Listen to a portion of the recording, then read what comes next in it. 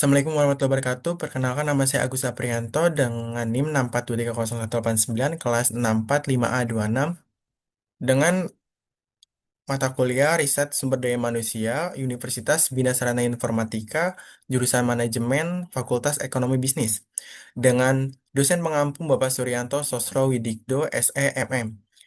Di sini saya ingin mempresentasikan tentang mini skripsi saya, yaitu pengaruh struktur gaji dan tunjangan karyawan terhadap kepuasan kerja PT QWERTY Jakarta Utara. Untuk mini skripsi ini, instrumen variabel penelitian mini skripsi ini yang pertama, yang X pertama struktur gaji, X keduanya tunjangan karyawan, Y-nya adalah kepuasan kerja. Metode pengambilan data ini, penelitian ini menggunakan metode survei dengan teknik pengumpulan data berupa kuesioner tertutup yang disusun berdasarkan variabel penelitian, yaitu struktur gaji X pertama, tunjangan karyawan X kedua, dan kepuasan kerja yaitu Y, di mana masing-masing variabel diukur melalui 5 pernyataan. Instrumen penelitian disebarkan kepada 50 karyawan PT QWERTY Jakarta Utara yang telah bekerja minimal 6 bulan. Setiap jawaban responden diukur menggunakan skala Likert dengan rentan nilai 1 sampai 5. Data yang terkumpul kemudian ditabulasi secara sistematis sebelum diolah menggunakan aplikasi SPSS.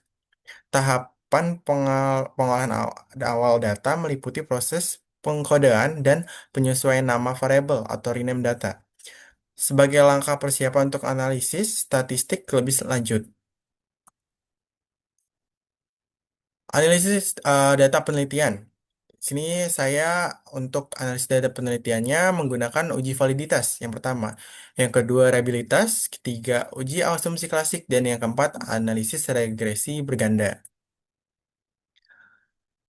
Analisis data penelitian yang pertama uji validitas mengukur apakah suatu instrumen penelitian atau kuesioner, tes, dan lain-lain benar-benar mengukur apa yang seharusnya diukur. Dengan kata lain, menilai apakah item-item pertanyaan atau indikator memang valid untuk mengukur konstruk atau variabel yang dimaksud. Untuk cara menentukan uji validitas adalah R hitung lebih besar dari R table, bisa dinyatakan valid. Yang kedua, uji reliabilitas. Mengukur sejauh mana instrumen penelitian memberikan hasil yang konsisten dan stabil dari waktu ke waktu. Instrumen yang reliable akan menghasilkan data yang sama jika pengukuran diulang pada kondisi yang sama. Salah satu metode pengujian reliabilitas adalah menggunakan koran batch alpha. Instrumen penelitian dinyatakan reliable jika nilai koran batch alpha lebih dari 0,60. Jika nilainya kurang dari 0,60, maka instrumen dianggap tidak reliable.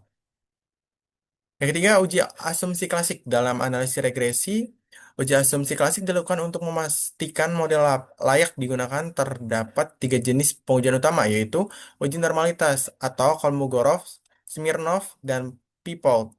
Yang kedua adalah uji heteroskedastisitas atau scatter plot. Yang ketiga, uji multikolineritas atau tolerance and fifth. Yang keempat adalah analisis regresi berganda. Analisis regresi berganda adalah metode statistik yang digunakan untuk mempelajari hubungan antara satu atau variabel dependen dengan dua atau lebih variabel independen. Berikut adalah pengerjaan SPSS, pengaruh struktur gaji dan tunjangan ke karyawan terhadap kepuasan kerja. Oke, baik. Di sini kita akan melakukan ujian SPSS dengan kuesioner yang sudah saya buat, yaitu tentang struktur gaji uh, dan tunjangan karyawan terhadap kepuasan kerja. Jadi di sini saya udah menyebar kuesioner, ada 52 responden, itu udah saya rekap di spreadsheet. Kita menggunakan skala Likert dengan sampel jenuh yaitu 50, saya ngambil 50 saja, dengan skala Likert 1 sampai 5. Ini untuk indikator skor 4, yaitu yang keempat setuju, yang ketiga netral atau ragu-ragu, yang kelima itu sangat setuju, yang kedua itu tidak setuju, yang pertama sangat tidak setuju. Jadi kita ada 5. Yang pertama tidak setuju, yang kedua yang pertama sangat tidak setuju, yang kedua tidak setuju, yang ketiga netral atau ragu-ragu, yang keempat setuju, yang kelima sangat tidak setuju. Nah, ini kita tabulasikan ke Excel. Jadi saya sudah membuatnya juga. Jadi kita akan ke Excel. Nah, seperti ini. Nah, ini jawaban-jawaban yang atau pernyataan yang sudah dijawab oleh responden. Ini X1 pertanyaan yang pertama, yang X1-nya adalah struktur gaji, dan ini adalah totalnya, X2-nya adalah tunjangan karyawan, dan ini totalnya, lalu variabel Y-nya adalah kepuasan kerja. Total Y. Nah, setelah kita membuat tabulasi seperti ini, kita masuk ke dalam aplikasi SPSS. Yang ini. Nah, di sini kita akan klik file, import data yang kita sudah buat tabulasinya dari Excel, tekan.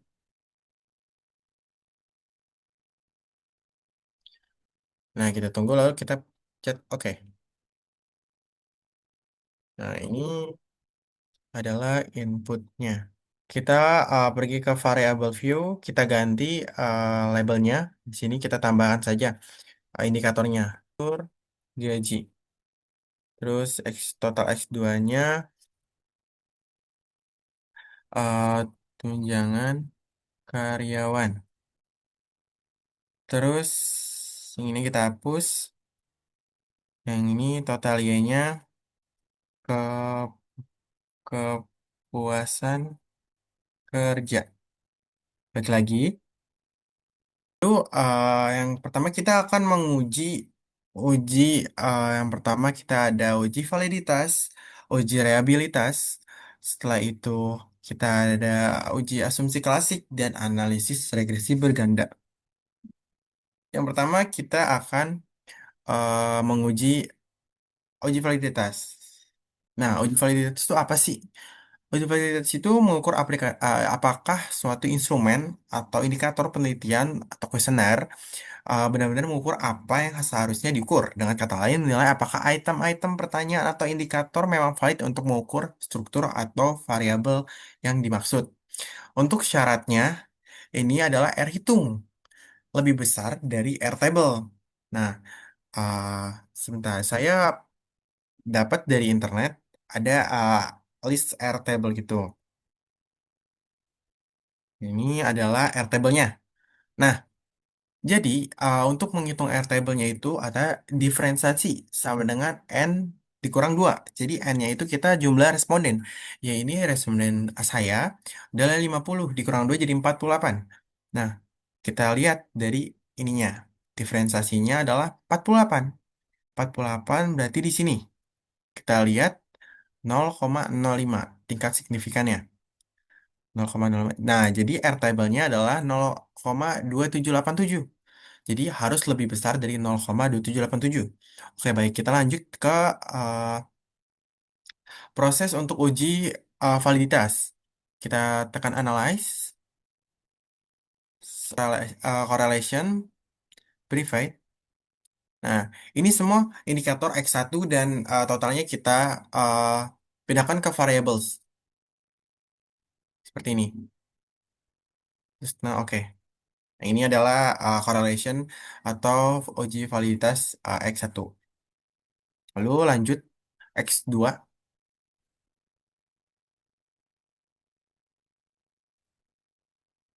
Ini kita reset X2-nya. Oke. Kita lanjut ke Y-nya.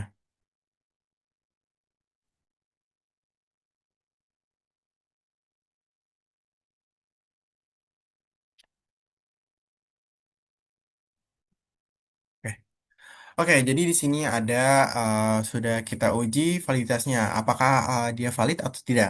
Kita lihat dari Airtable yang tadi adalah 0,2787. Jadi harus lebih besar dari itu. Nah, eh, kita lihat di sini untuk pertanyaan satu atau X1 untuk pertanyaan pertama. Itu kita semua lihat di sini ada 0,609, berarti semua ini dan 1, 2, 3, 4, 5 itu semuanya di atas 0,27 0,2787 ya. Jadi eh, untuk uji validitas ini berarti ini valid ya untuk X1-nya. Nah, buat bisa dilihat juga dari indikator ini. Setiap indikator atau struktur gaji ini kita totalnya ini yang diuji itu ada double bintang, tanda bintang. Jadi ada dua tanda bintang berarti itu kita dinyatakan valid ya. Lalu kita cek lagi di X2. Nah, di X2 ini yang pertama 2 3 4 5 sama. Kita um, memenuhi kriteria ya. Jadi di atas 0,2. Itu bintangnya ada dua nih. Jadi semuanya juga valid. Jadi uh, untuk tunjangan karyawan itu valid. Lalu kita balik lagi ke Y yang pengaruhnya nih untuk kepuasan kerja. Kepuasan sorry, kepuasan kerja. Nah, untuk kepuasan kerja ini eh 0,543 untuk pertanyaan 1, 2, 3, 4, 5 sama. Itu di atas 0,2. Jadi kita nyatakan ini valid. Jadi untuk X1, X2 itu berpengaruh kepada Y. Jadi struktur gaji dan tunjangan karyawan berpengaruh terhadap Y di uji validitas ini. Jadi setelah ini kita akan masuk ke uji reliabilitas. Oke, kita ke analyze, scale, lalu kita reliability analysis. Nah, di sini kita masukin instrumennya per variable, totalnya nggak usah. Jadi ini aja. Instrumennya aja. Jadi yang pertanyaan 1, 2, 3 di X1, pertanyaan 2, 1, 2, di X, pertanyaan 1, 2, 3, 4, 5 di X2, seperti itu. Lalu untuk modelnya kita apa ya? Oke, nah seperti ini. Liability statistik. Terus analyze, kita ke scale, liability. Tadi set, kita masukin yang X2-nya. Oke, balik lagi. Masukin yang Y-nya. Kita reset lagi.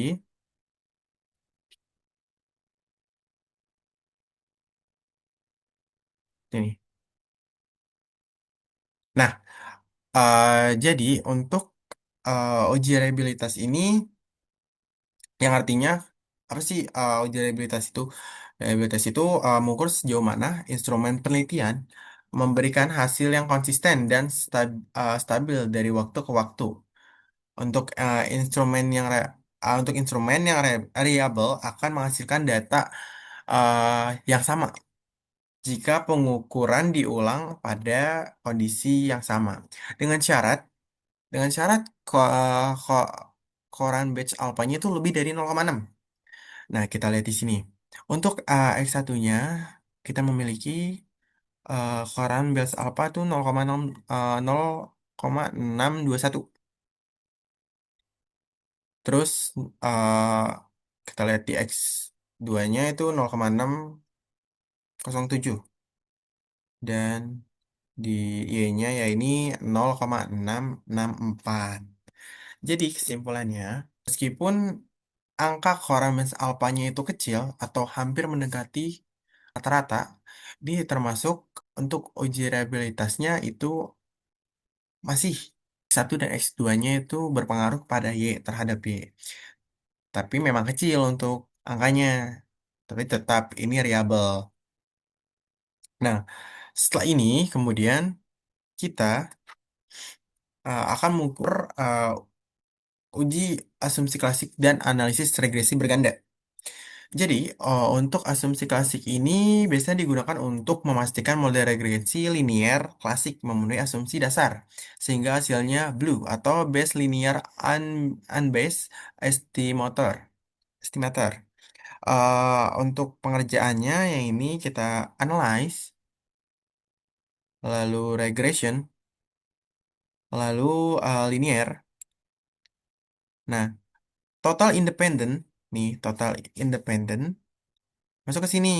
Nah, dependent yang untuk yang X independen atau variabel X masuk ke independen. Untuk total variabel Y masuk ke dependen. Seperti ini. Total X1 masuk ke independen, X2 dan yang masuk ke yang Y,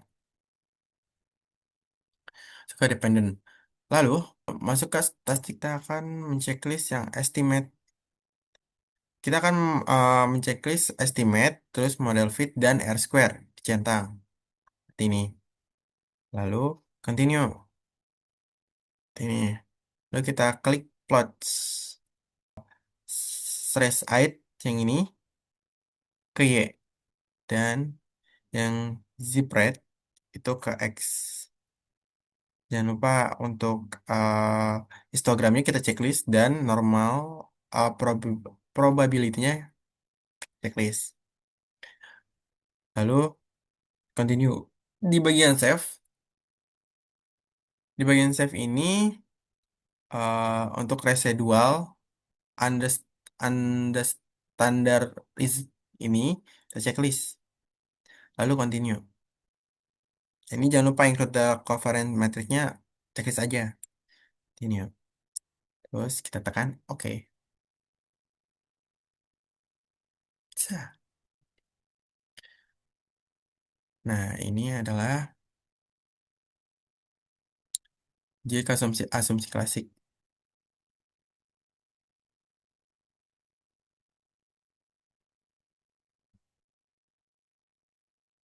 Ini adalah histogram. Ini people. Dan ini scatter plot. Nah, kita lanjut ke uji normalitas dulu, Kolmogorov. Lalu kita klik Analyze, Non-Parametric Test, yang ini. Lalu kita Legency diagonal, di sini, Sample, KS. Lalu kita klik yang Understanding Residual yang tadi sebelumnya kita lakukan. Kita pindahkan. Terus kita centang normalnya aja, use sample data. Kita klik OK. Oke, ini adalah sampel Kolmogorov. Oke, baik. Di sini saya akan menjelaskan dulu. Jadi di uji normalitas yaitu analisis statis yang digunakan untuk menentukan apakah data penelitian terutama data residual dari model regresi memiliki distribusi yang normal atau mendekati normal. Sebelum melakukan analisis statistik parametrik seperti uji T, ANOVA, atau regresi berganda, asumsi dasar disebutkan normal harus dipenuhi. Uji satu atau one sample Kolmogorov Smirnov test itu menunjukkan bahwa data berdistribusi apabila nilai uh, asim asimsik to tell lebih besar dari 0,05. Nah, kita cek di sini. Kita cek sampel Kolmogorov. Nah, tadi itu jika normal, asimsink atau two-tailed-nya itu lebih besar dari 0,05. Jadi, di sini kita mendapatkan 0,086. Jadi, untuk uji sampel Kolmogorov ini dinyatakan signifikan ya, bahwa lebih besar dari tingkat signifikannya yaitu 0,05. Ini menunjukkan bahwa data signifikan secara statistik yaitu 0,86. Setelah ini uh, kita cek, kita masuk ke grafik normal people. Nah, yang ini. Untuk grafik normal people-nya ini standarnya itu harus mengikuti garis lurus untuk titik-titiknya. Jadi kita uji untuk pengujian ini kita titik-titiknya ini yang biru-biru ini uh,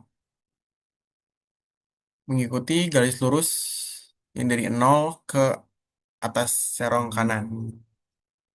Yang residualnya menunjukkan standar. Regresi ini untuk variabel dependen atau kepuasan kerja dapat dilihat bahwa titik-titik di lingkaran biru ini hampir mengikuti atau sudah hampir atau sudah mengikuti, tapi ada yang ke atas sedikit, tidak apa-apa, tapi mengikuti dari garis yang lurus itu. Nah, itu dianggap normal. Jadi, uh, residual distribusi ini normal yang merupakan salah satu asumsi penting dalam regresi linier. Karena titik-titik data berasal dari dekat dengan garis diagonal ini mengindikasi bahwa data mengikuti distribusi normal dengan baik, yang dapat disimpulkan bahwa tidak ada pelanggaran signifikan terhadap asumsi normalitas residual ini, yang memperkuat kualitas model regresi yang digunakan. Oke, lanjut ke uji heteroskedititas. Ini kita lihat dari grafik, kita lagi lihat dari grafik uh, scatter plot. Nah, grafis scatter plot ini itu titik-titiknya mencar ya dari nol ini, atau residualnya sama dengan nol, titik residual garisnya. Jadi dia secara acak, jadi nggak satu kubu di sini. Nah, ini menandakan indeksnya baik dan bahwa asumsi ini penuhi. Jadi asumsi ini uji uji heteroskedastisitas ini adalah normal. Ini dia mencar ya. Nah, apa sih untuk uji heteroskedastisitas itu? Untuk apa untuk uji itu? Untuk pengujian ini atau bagian pengujian ini, asumsi klasik yang dikenal sebagai uji heteroskedastisitas bertujuan untuk menentukan apakah ada ketidaksamaan varians atau variasi dari residual atau kesalahan pada sistem pengamatan dalam model regresi. Dalam model regresi diharapkan bahwa tercapainya homoskedastisitas ini varian residual tetap konstan. Beberapa metode seperti uji static laser dan uji scatter plot visual dapat digunakan untuk menguji heteroskedastisitas. Jadi kita menggunakan ini scatter plot dengan dependent variabelnya kepuasan kerja. Berarti struktur gaji dan tunjangan itu terpengaruh ya kepada kepuasan kerja. Ini maaf tipe. Selanjutnya kita akan melakukan uji multikoliniaritas. Analyze, terus regression, linear, independennya kita masukkan, X1, X2-nya, lalu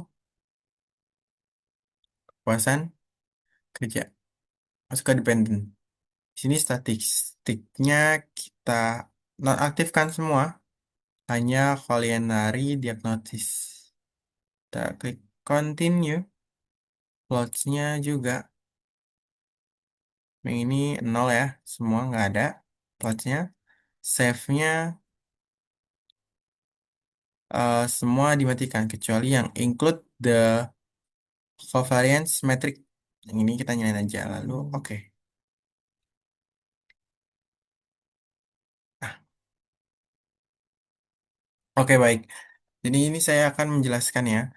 Ah, pertama saya akan menjelaskan tentang linear berganda dulu.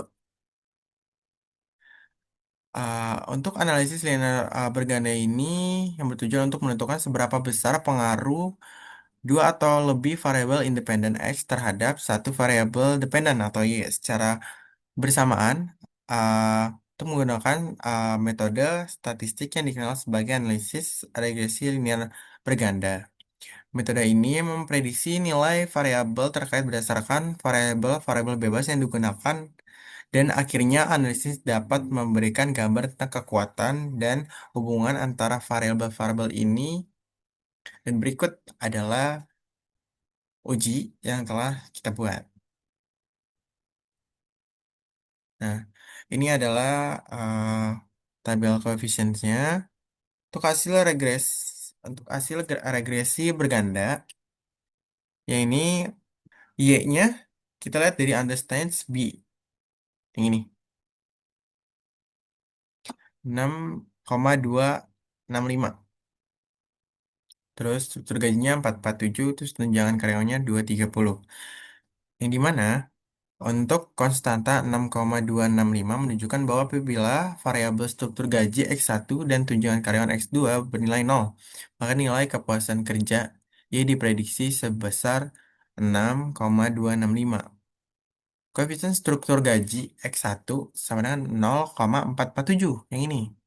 Nilai positif ini menunjukkan adanya hubungan searah, artinya setiap peningkatan satu satuan pada variabel terstruktur gaji akan meningkatkan kepuasan kerja sebesar 0,447 dengan asumsi variabel tunjangan karyawan yang dianggap konstan dan signifikan sebesar 0,02. Jadi ini lebih kecil dari 0,05 yang ini signifikannya. Jadi agak terpengaruh. Lalu, untuk kesimpulannya, koefisien struktur gaji X1 yang 0,447 itu menunjukkan bahwa pengaruh struktur gaji terhadap kepuasan kerja bersifat signifikan. Jadi ini lebih kecil dari 0,05 berarti ini signifikan. Lebih kecil dari 0,05 berarti menunjukkan signifikan. Dengan unstandardized B-nya itu 0,447. Untuk tunjangan karyawan, koefisien tunjangan karyawan itu 0,0230. Jadi nilai positif ini juga menunjukkan hubungan searah. Artinya setiap peningkatan satu satuan pada variabel tunjangan karyawan akan meningkatkan kepuasan kerja sebesar 0,230. Dengan asumsi variabel struktur gaji dianggap konstan, namun untuk nilai signifikan sebesar 0,097 yang di sini. Berarti lebih besar dari 0,05. Nah, ini menunjukkan bahwa pengaruh tunjangan karyawan terhadap kepuasan kerja tidak signifikan dengan model seperti ini. Jadi, tunjangan karyawan belum terpengaruh pada kepuasan kerja, tapi untuk struktur gaji berpengaruh sekali dengan di bawah 0,05. Jadi, untuk hasilnya adalah analisis regresi linear berganda ini dengan signifikan 0,02 dan understand B-nya itu 0,447 untuk struktur gaji itu berpengaruh pada kepuasan kerja. Tetapi tunjangan karyawan ini untuk signifikannya terlalu besar. Jadi seharusnya 0,05 ke bawah, tapi dia 0,097. Berarti signifikannya belum signifikan. Tapi understand B-nya itu berpengaruh terhadap pesan kerja. Lalu, setelah itu kita masuk ke uji multikoloneritas. Uji multikoloneritas ini bertujuan untuk menentukan apabila ada kolerasi yang signifikan. Jadi ini adalah ini uji multikoloneritas itu masih bagian dari asumsi klasik. Uji kombinasi ini bertujuan untuk menentukan apakah ada kolerasi yang signifikan atau kolerasi yang kuat antara variabel independen X dalam mode regresi. Proses pemeriksaan ini dilakukan untuk memastikan bahwa masing-masing variabel bebas melakukan kontribusi yang berbeda dan tidak mempengaruhi satu sama lain secara berlebihan. Dua indikator utama pada tabel koefisien nilai tolerance dan faktor penghitungan variasi atau VIF. Nilai-nilai ini biasanya digunakan untuk melakukan uji multikolinialitas. Apabila nilai tolerance lebih besar dari 0,10 dan nilai FIF lebih kecil dari 10. Jadi model regresi dianggap bebas dari gejala multikolinialitas. Baik, kita akan melakukan. Nah, jadi di sini untuk toleransinya itu 0,8, berarti lebih besar dari 0,10. Jadi 0,100. Misalkan seperti itu. Jadi ini lebih besar dari 0,100. Untuk nilai FIF-nya itu kurang dari 10. Berarti dia multiple. Untuk toleransinya di di atas 0,100 atau FIF-nya di bawah 10 G. Ini multi-call. Jadi kesimpulannya, nilai toleransi untuk standar struktur gaji dan tunjangan karyawan yang masing-masing adalah 0,8 yang ini, masing-masing 0,800, sementara nilai FIF untuk kedua variabel tersebut adalah 1,250. Nilai toleransi yang lebih besar dari 0,1 dan Viv yang lebih besar dari 10, yang lebih kecil dari 10, menunjukkan bahwa tidak adanya masalah multi-count yang signifikan antara variabel-variabel independen dalam model ini. Jadi ini tidak bermasalah. A few moments later. Baik, sekian dari saya. Semoga bermanfaat. Bila ada salah kata atau penggunaan kata yang salah, mohon dimaafkan. Terima kasih. Wassalamualaikum warahmatullahi wabarakatuh.